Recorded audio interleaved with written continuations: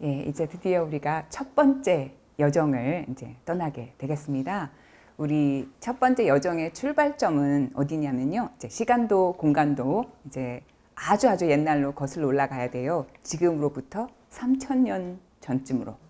그러니까 공간은 이제 이집트예요. 이집트라는 곳이고 시간은 언제쯤이냐 하면 이스라엘 백성들이 에집트를 떠난 때를 우리가 보통 1250년경, 기원전 1250년경이라고 말하거든요. 그러면 그때는 파라오 람세스와 그 아들인 메르넵타, 그 사이라는 거를 알 수가 있는데, 그걸 어떻게 알 수가 있느냐 하면 메르넵타라고 하는 파라오는 이제 언제 이집트를 다스렸던 파라오냐 하면 기원전 1213년에서 1203년 그 사이에 이집트를 다스렸던 파라오예요. 근데 이 파라오가 우리나라 광개토왕비 이런 것처럼 이제 가나안 지역을 점령하고 가서 정복하고 한 다음에 그거를 기념하는 비석을 하나 세워놔요. 그것을 우리가 메르넵타 석비라고 하거든요. 지금 카이로에 있는 이집트 박물관에 가시면 여러분들이 볼 수가 있어요. 검은 현무암으로 된 비석이에요. 근데 그 비석 안에 내용에 이스라엘이라고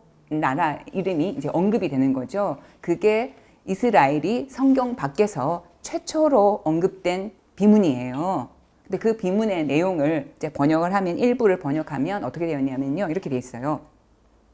가나안은 포로가 되었고, 아스클론은 정복되었으며, 게제레는 포위되었고, 야노암은 더 이상 존재하지 않게 되었고, 이스라엘은 씨도 남지 않게 되었다. 이 말은 파라오 메르넵타가 다스릴 때 이미 가나안 땅에 이스라엘이라는 존재가 있다는 얘기인 거잖아요. 근데 그 당시에 이스라엘이 나라의 형태는 갖추지 못하고 그냥 민족 형태라는 걸 알 수 있는 거가, 고대어들은 예를 들면 단어의 위에 그 강이면 강, 아니면 산이면 산, 신, 그 다음에 사람, 이런 것들이 접두어처럼 표시가 되어 있어요. 근데 이 메르넵타 석비에 나오는 이스라엘 뒤에는 뭐라고 되어 있냐면 이방 민족. 그러니까 이스라엘이 하나의 민족 형태였지 국가 형태는 갖추지 못했지만, 그렇지만 어쨌든 파라오 메르넵타 시절에는 이미 이스라엘이 그 땅에 살고 있다는 얘기가 되는 거잖아요. 그러니까 출애굽이 만약에 일어났다면 그보다 이전에 일어나야 되는 거잖아요. 그래서 학자들이 추정하기를 기원전 1250년경에 이제 이스라엘이 에집트를 떠났을 거다라고 보거든요. 그러니까 지금 우리가 여정을 떠나는 시기는 그 이전인 거잖아요. 그래서 지금으로부터 거의 3000년 전으로 이제 거슬러 올라가서 그 시대를 이제 보게 될 텐데, 사실은 3000년 전이지만 탈출기의 본문을 읽어보면 그 시대의 사람이나 우리나 사실은 큰 차이가 없다는 것을, 물론 문화적인 차이는 있고 역사적인 거리감은 있다고 하더라도 별 차이가 없다는 것을 이제 우리가 만나게 될 거예요. 그래서 그 시기로 우리가 거슬러 올라가도록 하겠습니다. 근데 제일 먼저 우리가 읽게 될 탈출기 1장. 이제 탈출기 1장을 살펴보면 네 부분으로 나눌 수가 있어요. 그래서 1장 1절부터 7절. 이제 거기는 무슨 내용이 나오냐 하면 이집트로 내려간 야곱의 후손 70명이 소개가 돼요.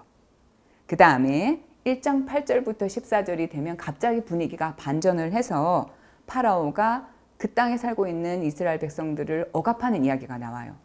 억압하는 이야기가 나오고, 그 다음에 1장 15절부터 21절까지는 이제 파라오가 지속적으로 억압을 하는데, 누구를 통해서 억압을 하게 될 거냐면 히브리 산파를 통해서 어린이가 태어나면 남자아이들을 다 죽이라고 하잖아요. 근데 그런 상황 속에서 히브리 산파들이 어떤 식으로 반응했는가 하는 부분을 다루는 내용이고, 그 다음에 마지막 1장 22절.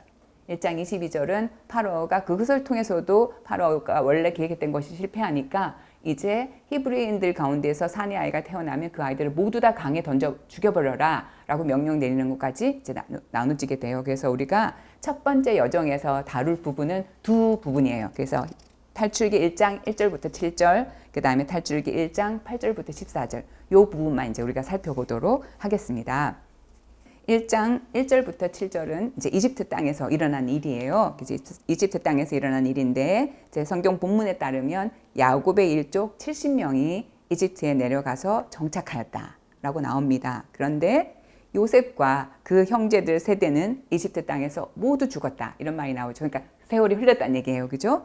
그리고 그 다음에 세월이 흘러서 무슨 일이 일어났냐면 1장 7절에 의하면 이스라엘 자손들은 자식들을 많이 낳고 늘어만 갔다. 그들은 번성하고 더욱더 강해졌다. 그리하여 그 땅이 이스라엘 자손들로 가득 찼다. 이 본문을 들으면 여러분들 뭐 연상되는 거 없으세요?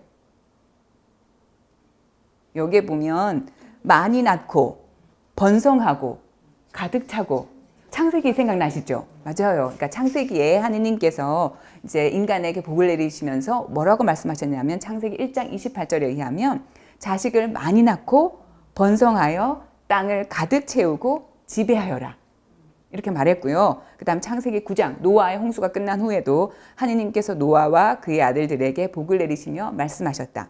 자식을 많이 낳고 번성하여 땅을 가득 채워라. 너희는 자식을 많이 낳고 번성하여라. 땅에 우글거리고 그곳에서 번성하여라. 그러면 탈출기의 저자가 의도적으로 그 단어들을 선택했겠죠. 아, 하느님께서 창세기에서 축복하신 그 축복이 이스라엘 백성들 사이에서 이루어졌구나 하는 것을 알 수가 있는데요. 근데 이 축복은 아브라함한테도 이어지거든요. 그래서 주님의 천사가 아브라함에게 다시 말하였다. 창세기 16장 10절의 말씀이에요. 내가 너의 후손을 셀 수 없을 만큼 번성하게 해주겠다. 그리고 또 창세기 17장 2절에도 주님께서 아브라함에게 말씀하셨다. 나는 나와 너 사이에 계약을 세우고 너를 크게 번성하게 하겠다. 그래서 하느님께서 아브라함에게 축복을 하셨는데 그 다음에는 이삭이 또 야곱을 불러서 그 축복을 또 전해줍니다. 말씀에 의하면 창세기 28장 1절부터 3절까지의 말씀인데 전능하신 하느님께서 너에게 복을 내리시어 내가 자식을 많이 낳고 번성하게 하시며 내가 민족들의 무리가 되게 해주실 것이다. 이렇게 나온단 말이에요. 근데 또 야곱은 이 약속을 누구한테 전달해 주냐 하면 요셉에게 전달해 줘요. 그래서 창세기 48장 3절에서 4절에 이 말씀이 또 반복되거든요. 야곱이 요셉에게 말하였다. 전능하신 하느님께서 가나안 땅 루즈에서 나에게 나타나 복을 내려주시며 이렇게 말씀하셨다. 여기에서 루즈는 베텔을 말하는 거예요. 나는 내가 자식을 많이 낳고 번성하게 하겠다. 또한 내가 민족들의 무리가 되게 하고 이 땅을 내 뒤에 오는 후손들에게 영원한 소유로 주겠다. 그래서 탈출기의 저자가 탈출기 1장 7절에서 그 땅에서 이스라엘 백성들이 번성하고 많아지고 땅을 가득 채우게 되었다. 이 말은 하느님께서 이스라엘의 성조들, 그러니까 아브라함과 이삭과 야곱에게 하신 그 약속을 실현해 주셨다, 이루어 주셨다 이런 사실을 강조하기 위해서 이제 그 말을 언급한 거예요. 그러면 하느님께서 이렇게 후손을 주시겠다는 약속은 이제 이루어졌잖아요. 그러면 이제 땅에 대한 약속은 어떻게 됐나 하는 의문이 생기는 거잖아요. 땅에 대한 약속은 언제 이루어질까요? 탈출기에서 안 이루어지죠. 이집트를 떠나서 아직 광야를 헤매고 민수기 때도 헤매고 신명기 때도 아직 못 들어갔잖아요. 언제 이루어지냐면 여호수아기 때. 여호수아가 이스라엘 백성들을 데리고 가나안 땅으로 들어갈 때 그때 이루어지는 거잖아요. 그래서 이제 땅에 대한 약속은 어떻게 되나라는 사실을 우리한테 궁금증을 갖게 하는 거죠. 이제 후손에 대한 약속은 이루어졌고, 그래서 우리는 이제 이 탈출기의 여정을 걸으면서 땅에 대한 약속이 어떻게 이루어지는지를 이제 기대감을 가지고 이제 읽게 되는 거죠, 그렇죠? 그래서 그러면 이스라엘 백성들이 과연 이집트에 얼마 동안 머물렀을까? 그러니까 야곱 때 다 내려갔잖아요, 그죠? 기근이 들어서 그 땅으로 다 내려갔는데, 그럼 얼마 동안 머물렀을까? 이제 그거를 알려주는 본문이 있죠, 그죠? 창세기에 하느님께서 아브라함에게 나타나셔서 앞날을 일러주듯이 말씀해 주시잖아요. 그래서 창세기 15장 13절부터 14절에 의하면 하느님께서 아브라함에게 이렇게 말씀을 하십니다. 너는 잘 알아두어라. 너의 후손은 남의 나라에서 나그네 살이하며 400년 동안 그들의 종살이를 하고 학대를 받을 것이다. 그러니까 이 말씀에 의하면 이스라엘 백성들이 400년을 머물렀다가 그 땅을 떠나게 되는 거잖아요. 그죠? 그러나 내 후손이 종이 되어 섬길 민족을 나는 심판하겠다. 그런 다음 내 후손은 많은 재물을 가지고 나올 것이다. 그래서 이 사실은 하느님께서 아브라함에게 말씀하신 건데 이스라엘 백성들이 이집트를 떠날 때 이집트인들에게 재물을 요구하잖아요. 그 사실을 미리 알려주신 거라고 볼 수가 있는 거죠. 그죠? 그래서 이제 탈출기 1장 1절부터 7절까지는 과연 하느님께서 아브라함과 이삭과 야곱에게 하신 그 약속이 이루어져서 이스라엘 백성들이 이집트 땅에서 많아졌다. 그 땅을 가득 채울 만큼 많아졌다. 그렇게 했는데 이제 탈출기 1장 8절부터는 반전이 일어나요. 그렇게 이스라엘이 충분한 복을 누렸다고 한다면 이제부터는 옛날 그러니까 요셉의 공로를 모르는 새로운 파라오가 등장을 하면서 이제 이스라엘 백성들의 삶은 어려워지게 되는 거죠. 인생에서도 이렇게 급격한 반전이 일어날 때가 있는 거잖아요. 그런 것처럼 이제 이스라엘 백성들의 삶에도 급격한 이제 반전이 일어나게 된 거예요. 그래서 이제 요셉을 알지 못하는 새 임금이 이집트에 군림하게 되었는데, 근데 이 새 임금, 새 파라오의 두려움은 뭐였냐면요. 이 파라오는 사실은 이집트에서 이스라엘 백성들을 이렇게 억압하고 혹독하게 부리게 되는 근원적인 원인은 두려움 때문이었었어요. 근데 뭘 두려워했느냐 하면 그가 보기에 이집트인들보다 이스라엘 백성들의 수가 더 많다고 여겨진 거죠. 더 많은데 그럼 뭘 두려워했느냐 하면 혹시라도 전쟁이 일어났을 때 이스라엘 백성들이 적의 원수의 편을 들게 되면 우리한테 불리해지지 않을까, 그걸 두려워했고요. 두 번째는 뭘 두려워했냐면 이집트를 떠나게 될까 봐 두려워했어요. 그러니까 붙잡아 두고 싶었어요. 왜냐하면 노예로 쓸 수 있으니까. 그러니까 이집트를 떠나게 될까 봐 두려워했다는 거예요. 두 가지 두려움을 가지고 있었던 거예요. 그래서 왜 우리가 두려울 때 어떤 반응을 하게 되는 거잖아요. 그러니까 두려울 때 파라오는 어떤 반응을 하게 되냐면 내가 겁이 나니까 이 사람들을 꼼짝 못하게 내 맘대로 하도록 그러니까 그 핍박을 하고 억압하자. 이제 이렇게 된 거죠. 그래서 파라오가 이제 탈출기 1장에 보면 4가지 억압 정책을 펼치게 돼요. 이스라엘 백성을 억압하기 위해서 첫 번째 억압 정책이 뭐였냐면 강제 노역을 부과하는 거예요. 그래서 이제 어디에다가 강제 노역을 하게 되느냐 하면 피톰과 라므세스라고 하는 양곡을 저장하는 성읍을 쌓는데 이 이스라엘 백성들을 강제로 이제 노역을 시키는 거죠. 근데 우리가 보통은 이제 탈출기를 이렇게 자세하게 공부를 하지 않으면 이스라엘 백성들이 이집트에서 노예살이를 해왔는데 그때 피라미드 짓는데 동원되었다, 이런 이제 오해를 받게 돼요. 근데 그거는 정말 오해죠. 왜냐하면 피라미드는 이 그 람세스라고 하는 파라오가 다스리기 거의 1300년, 1500년 전에, 그보다 훨씬 더 이전에, 그러니까 이집트의 역사를 나눌 때 보통 고왕국, 그 다음에 중왕국, 신왕국 이렇게 다뤄요. 그래서 고왕국과 중왕국 사이에 간기가 있고 또 중왕국과 신왕국 사이에 또 간기가 있는데 파라오 람세스는 신왕국의 파라오예요. 근데 그러니까 파라오의 무덤으로 피라미드를 축조했던 그 파라오들은 고왕국의 파라오들이에요. 그러니까 전혀 다른 시점이어서 성경에도 분명하게 이스라엘 백성들이 강제 노역에 동원되었던 것은 그러니까 피라미드를 짓는 것이 아니라 그 피톤과 라므세스라는 양국 저장 성읍을 짓는 데 동원되었다. 그런데 이렇게 파라오가, 강력한 파라오가 이스라엘을 못 살게 굴잖아요. 억압하잖아요. 근데 결과는 어떻게 됐을까요? 성공했을까요? 파라오가 기대하는 대로 이스라엘 백성들을 억압하고 힘들게 할 수 있었을까요?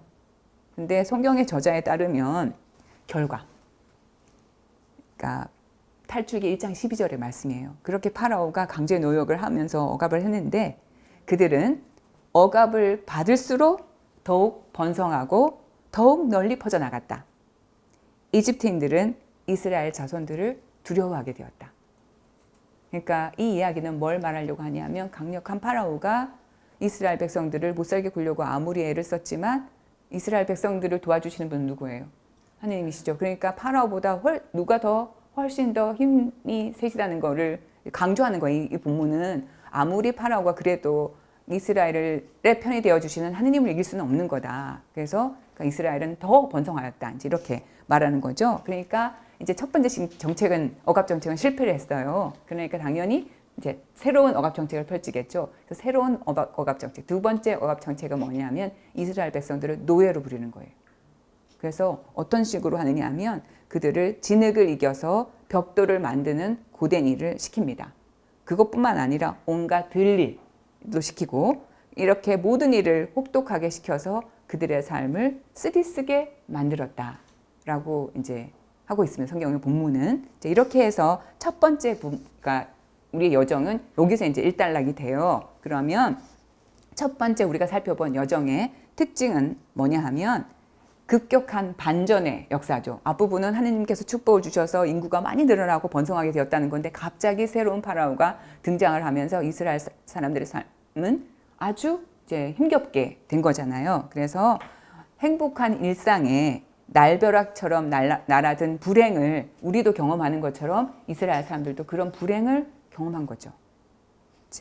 그래서 탈출기 1장 1절에서부터 14절, 이제 우리가 살펴본 이 본문에 의하면 여기에는 하느님이 전혀 언급되지가 않아요. 달리 말하면 하느님은 숨어 계신 듯 합니다. 그래서 근데 이스라엘이 우리가 살펴본 것처럼 파라오의 심한 억압을 받으면서도 계속해서 번성했다고 그러잖아요. 그래서 이렇게 번성할 수 있는 힘은 어디에서 나온 것일까? 그 다음에 불행 가운데서 하느님은 도대체 어디 계셨을까? 그러니까 등장하지 않잖아요. 그러니까 표면에 하느님이 등장을 하지 않으니까 하느님은 어디 계신 거였을까? 이제 그런 질문을 가지고 이제 첫 번째 여정의 쉼터에서 이제 쉬어 볼 텐데요. 제가 여기에는 두 쪽의 거울을 이제 걸어놨습니다. 하나는 탈출기 1장 1절부터 7절. 그러니까 이스라엘 백성들이 그 땅에서 번성해야 됐고 그 땅을 가득 채웠다고 하는 축복이 이제 이루어진 거고, 그다음 두 번째는 반전이 일어나서 그랬던 백성의 삶이 갑자기 어려워진 탈출기 1장 8절부터 14절의 본문. 이제 거울이 두 개예요. 근데 이제 우리가 이 여정에서 쉴 때, 그러니까 거울 두 개에 반드시 머물러야 할 필요는 없어요. 이 여정은 내 맘 가는 대로 가는 여정이기 때문에 첫 번째 거울에 머무르시고 싶은 분들은 첫 번째 거울 앞에서 머무르시면 되고, 두 번째 거울 앞에 머무르시고 싶은 분들은 두 번째 거울 앞에 머무르시면 돼요. 둘 다 시간이 충분하지 않을 때는 그냥 원하는 대로 하시면 되는 거예요. 그래서 이 첫 번째 거울부터 한번 이제 머물러 보겠습니다. 이제 이스라엘 백성들이 이집트 땅에서 번성했다고 하는 이제 그 본문인데요. 그러면 이제 이스라엘 백성들도 하느님의 축복이 그들의 삶에서 이루어지는 것을 경험했다면 혹시 우리 삶에서도 하느님의 성실하고 중단 없는 강복의 흔적을 발견할 수가 있는가? 그냥 나는 살아왔는데 가만히 돌아보면 하느님께서 나를 계속해서 축복하시고 내가 이만큼 살 수 있도록 이끌어 주셨다라는 걸 느낄 수가 있는가? 우리 삶 안에서도 그런 질문을 자기 자신한테 한번 던져보는 거예요. 그 다음에 우리 자신뿐만 아니라 혹시 우리 가정에서도 이렇게 하느님이 계속해서 축복을 베풀어 주셔서 오늘 우리가 여기까지 오게 되었다. 또는 우리 교회 공동체, 내가 속하고 있는 본당 공동체도 하느님이 계속해서 우리를 축복해 주고 계신다는 표지를 우리가 읽어낼 수가 있는가? 뿐만 아니라 우리나라도 살펴볼 수 있죠. 우리나라도 살펴볼 수가 있고 온 세상에 대해서도 하느님께서 우리를 축복해 주고 계시다는 표지를 내가 발견할 수가 있는가? 근데 이런 것들을 발견하는 거가 왜 중요하냐면요. 내가 하느님께서 나와 함께 계시면서 또는 우리 공동체와 함께 계시면서 지속적으로 이렇게 복을 베풀어 주시고 계신다는 사실을 내가 발견하게 되고 기억하게 되면 그렇지 않는 순간을 살 수 있는 힘을 갖게 돼요. 아, 그때 내 인생의 구비구비마다 나를 이렇게 베풀어 주셨고 복을 주셨던 하느님이 지금은 내가 힘들지만 그래도 또 그렇게 해주실 거다라는 믿음으로 그런 어려운 시기를 견뎌낼 수가 있거든요. 그래서 내 삶의 지난 발자취를 돌아보면서 아, 하느님이 그때 이렇게 나를 축복해 주셨구나, 이런 것들 기억하는 거가 굉장히 중요한 거죠. 그래서 이제 이스라엘 백성들한테 복을 베풀어 주셨던 그 하느님이 내 삶에서는 어떻게 복을 베풀어 주셨는가, 이걸 첫 번째 제 거울에서는 한번 쭉 살펴보시면서 적어보는 거가 굉장히 도움이 돼요. 사실은 내가 그냥 이렇게 생각할 때는 뭐 하느님이 나한테 복을 베풀어 주셨나 생각이 드는데 하나씩 적어보기 시작하면 얼마나 많은 복을 베풀어 주셨는지를 내가 알게 돼요. 그리고 아, 내가 미처 다 감사드리지 못했네요. 이런 것들이 생기게 되거든요. 그런 것들을 한번 살펴보시면 좋겠고요. 두 번째 거울은 탈출기 1장 8절부터 14절까지잖아요. 거기에는 이스라엘 백성들한테 급격한 반전이 일어난 거잖아요. 근데 우리 삶도 돌아보면 그런 급격한 변화가 일어난 때가 있죠. 예를 들면 가족 중에 누군가가 사고를 당한다든가 아니면 내가 그런 경험을 한다든가, 그래서 그런 갑작스러운 변화를 경험했고 그게 갑작스러운 만큼 더 받아들이기도 힘들고 고통스럽잖아요. 그래서 그런 불행에서 내가 만약 그런 불행을 경험했다면 그런 불행에서 내가 어떻게 벗어났지?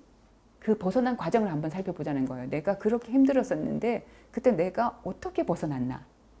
그래서 그 불행 가운데서 나를 지탱해 준 힘은 뭐였는가? 예를 들면 가족들 간의 끈끈한 그 도움이나 그 사랑 이런 거일 수도 있는 거고, 그다음에 각 사람마다 다를 거예요. 그래서 나를 지탱해 준 힘은 무엇이었는지, 그다음에 그 시절에서 하느님의 현존과 도움의 손길을 내가 발견해 볼 수 있는지, 이런 것들을 한번 살펴보시면 좋을 것 같습니다. 그리고 이제 이런 것들을 가지고 개인으로 혼자서 묵상을 하실 수도 있고, 그다음에 그룹끼리 모여서 이제 함께 얘기하는 것도 서로의 신앙을 통해서 우리가 배울 수 있으니까 굉장히 도움이 돼요. 그런데 그룹 나눔을 할 때 한 가지 주의사항만 제가 말씀을 드릴게요. 그룹 나눔을 할 때는 이거는 반드시 지켜야지 돼요. 첫 번째는 그룹 나눔은 토론 시간이 아닙니다.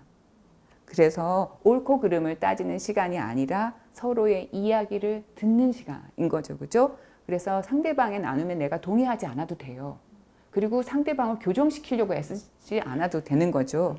그리고 나눌 때도 다 나눠야 되는 것 아니에요. 내가 나누고 싶은 것만 나누면 되죠. 그죠? 그리고 무리해서 나누지 않아도 되는 거예요. 이제 이런 것만 염두에 두고 그룹 나눔을 하시면 이 나눔이 서로를 풍요롭게 해주거든요. 그래서 여기까지 하고 이제 다음에는 이제 두 번째 여정에 대해서 우리가 함께 해보도록 하겠습니다. 그래서 첫 번째 여정에서 여러분들이 좋은 쉼과 함께 자신의 삶을 돌아보는 그런 시간을 가지셨으면 좋겠습니다. 수고하셨습니다.